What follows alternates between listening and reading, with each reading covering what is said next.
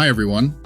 In this video, I'm going to explain the charging on hold, rarely used on battery message that you see when you click the battery icon on your Mac's menu bar.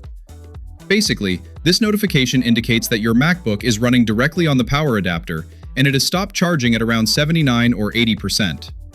The reason for this is that you have the optimized battery charging feature enabled in your system settings. Here is how it works. When this feature is turned on, macOS analyzes your usage habits.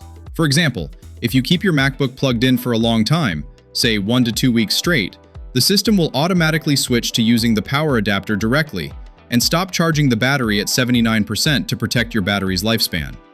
So rest assured, this is a completely normal notification. However, if you want to charge it to 100%, you just need to click on Charge to Full Now. Once you do that, the message will disappear and your battery will start charging to full immediately. Thanks for watching. See you in the next video.